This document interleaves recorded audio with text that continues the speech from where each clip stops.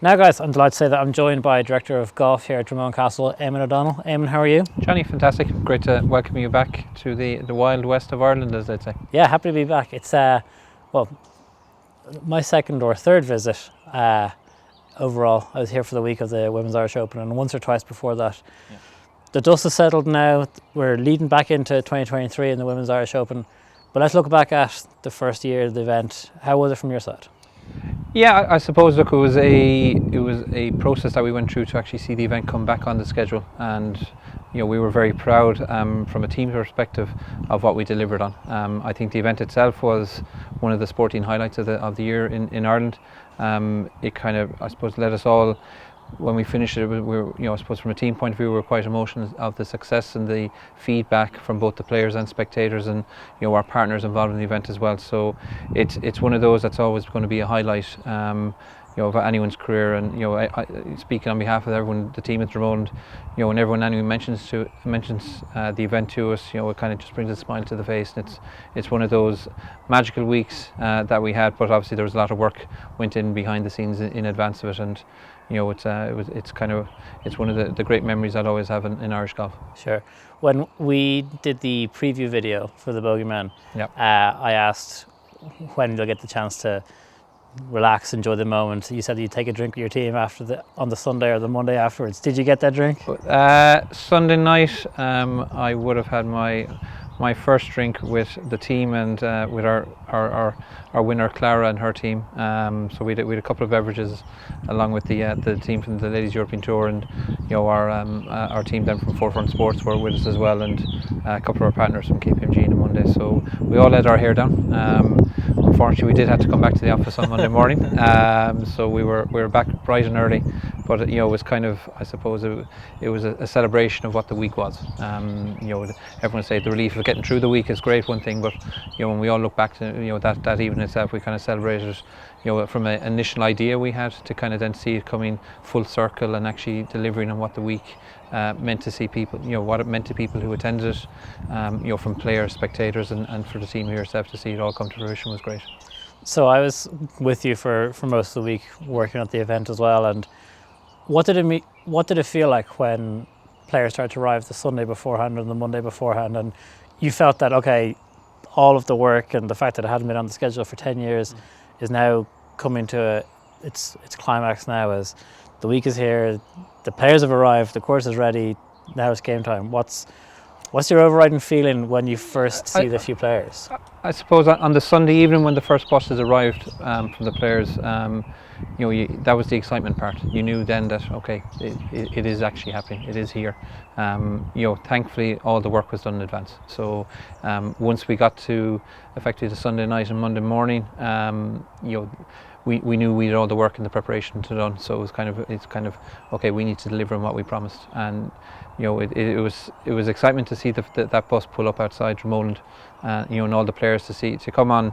A lot of them, it was their first time playing golf in Ireland. The event had disappeared for 10 years, so not alone were they coming to see Dromoland for the first time, but to play golf in Ireland itself and see a women's professional event back on Irish soil after 10 years was great. So it was just the excitement of the whole week and kind of what led to store. Did we think it was going to be as successful as it was, and the crowds that were there on the Sunday evening? We hoped. We always hoped, and we were always kind of, I'm a glass half full kind of guy, as you know, Jonny, so I would have been always optimistic. But I suppose from the Sunday of the initial arrival to the Sunday celebration with the winner, what kind of transpired in the middle there was a celebration of golf, really. Yeah, and there's lots of things that you can account for, like the weather. Firstly, the weather played ball for the most part. Thursday was a little hairy, but. Yeah. Like I kind of promised the tournament director and Alexander Amos, who's the CEO of the LET, they were over with us, and Michael Woods, who was our tournament director for the week, were fantastic to deal with. And I promised them 2.5 years ago when I had the initial conversation with him that we guarantee you the good weather in Ireland. Now, as you know, Thursday morning, myself and our superintendent Paul Coleman, we were standing outside on the putting green at 5:30 in the morning. and to say it was biblical at this stage was an understatement, and we're there thinking, my God, we could be in trouble here. But I suppose thankfully the course with the investment in it was able to withstand that deluge of rain, and we didn't see any delays on Thursday morning, and the weather got better and better as the week progressed. So I'd like to think that we're being looked on kindly for, I suppose, putting on the event and giving a platform for the women to showcase their talents. Yeah. One of the other things that you can't account for but came to fruition is the fact that the big names turned up and performed. From our own Irish perspective, Leona was in the mix all the way through to the final round, but from round one, some of the bigger names were performing, and that really helps the tournament kind of grab people's attention, having the local favourite or the home hero in contention. That must have been a relief, but also really exciting. Look, what Leona has done for women's golf in Ireland is, I think, is a testament to both her talents, but also her as a person. She will admit herself she struggled on the Friday. She had to battle to ensure that she was here for the weekend. But once she got here in the weekend, she tried. I've never seen anyone try as much as she did over that weekend, and she came within inches of actually being in the playoff. And I remember picking her up from the 18th green in a buggy, and she was kind of, she was disappointed and upset by not getting to the magical number of 14 under. But I said to her, all we had to do was take a look over our shoulders and see the amount of fans that were there. Young kids, families, women, all levels of golfers, and she was a massive part of actually having that fan base there and the numbers of spectators there. The other thing I suppose we were very lucky that the top players from the Ladies European Tour performed during the week. Your Lynn Grants, your Annabelle Dimmock's, Klara, obviously the winner. They were the big names, I suppose, coming into the event, and to have them all battled out over the weekend.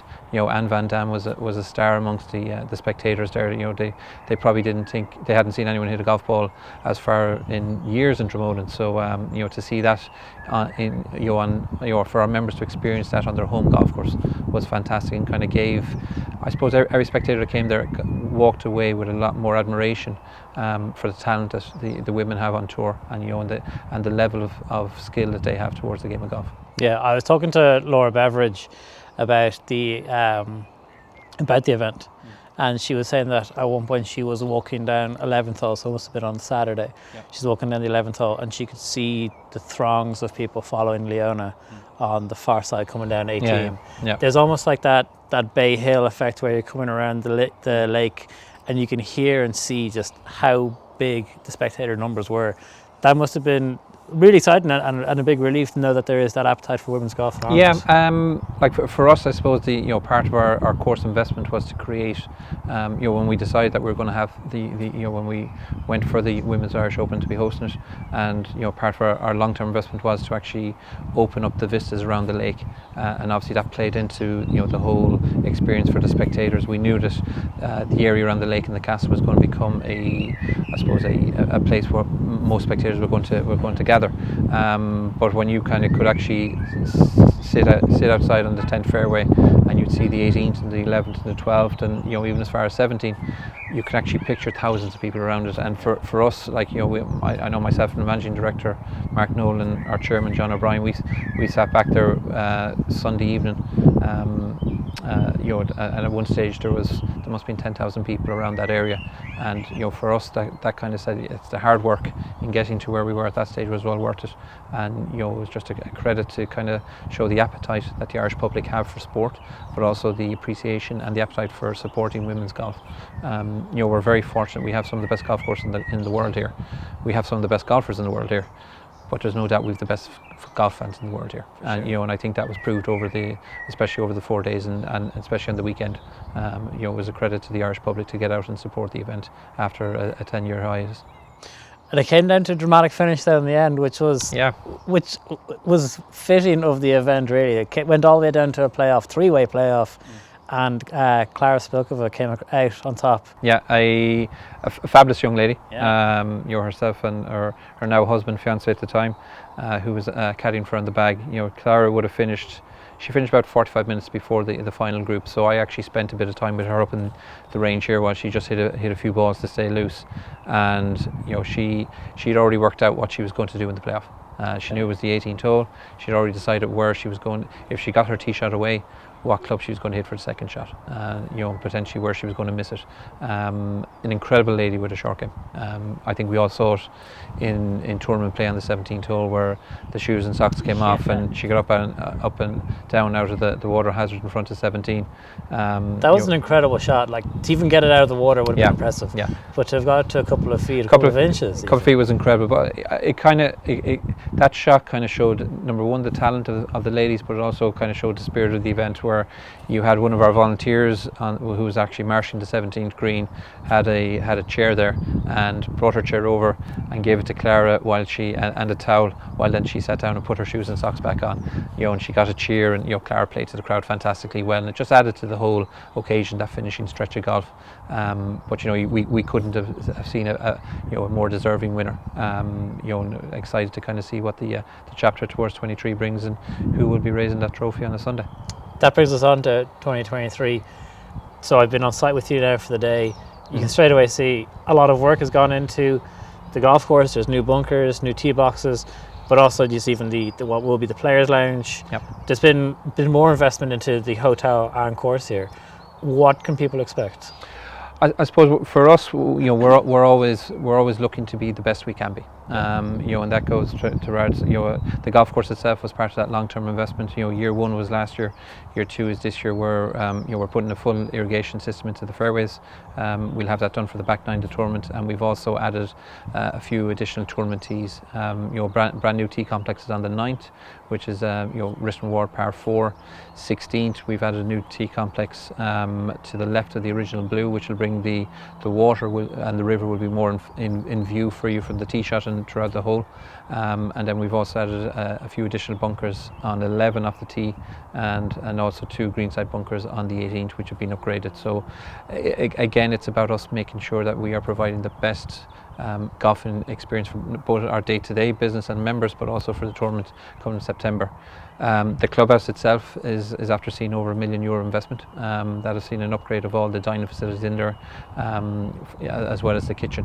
And we're also in the process of just finishing up on an outdoor dining area, which will have a bit more, I suppose, a relaxed vibe to it, which will have TVs, to allow our members and guests to kind of sit down and watch a bit of sport and a bit of golf. But again, I suppose for the team here, it's kind of we're very lucky that we have a board of directors and owners that are fully supportive of what the golfing experience is at Dromoland, and that captivates and everything with a 5-star resort. There's continuous investment in the hotel. Our spa's just been is getting close to reopening, which will be the 3rd week of May. So it's very exciting for the team here, and to kind of we've been very lucky that our managing director Mark Nolan is keeping driving everyone forward to ensure that not only are we looking after our day-to-day business, but we're looking to the future as well, and that kind of enables us. We've recently been awarded a GEO certification when it comes to golf sustainability. So that's been a 2-year process, where Paul Coleman, our superintendent, has been heavily involved in that. So that goes along with us. I suppose we're tailoring our business and everything that we're working towards for the long term. We're not just looking at a short-term vision to ensure that we are custodians for a short period in our lifetimes here at Dromoland, but it's to ensure that the future generations enjoy it as much as we all have as well.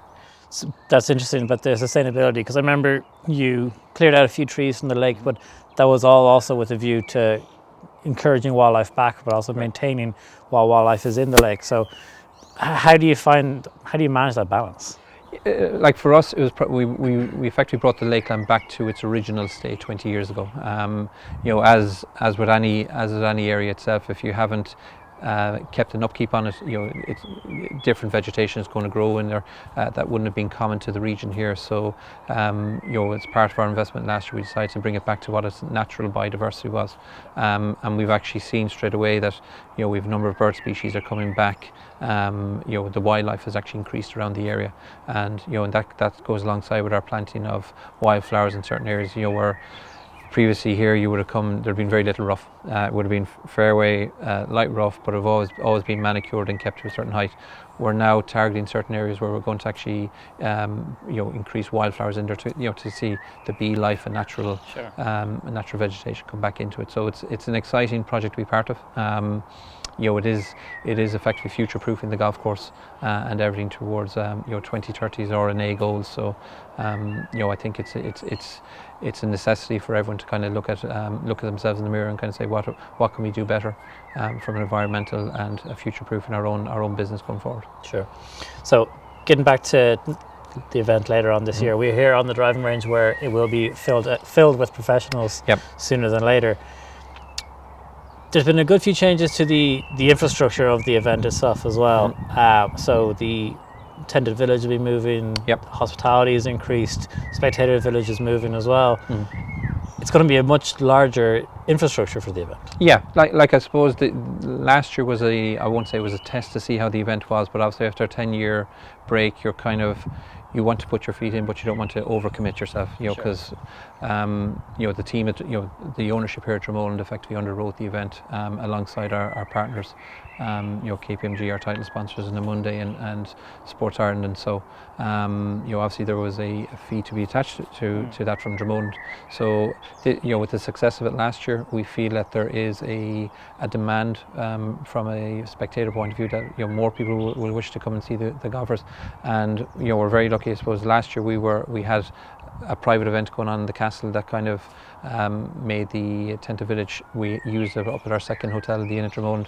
This year we're going to actually bring it all closer to the castle itself, which will kind of bring the whole experience from the corporate hospitality, tented village, and the golf course all in the one area. So it's going to be more spectator friendly. We see it being bigger, we see it being better.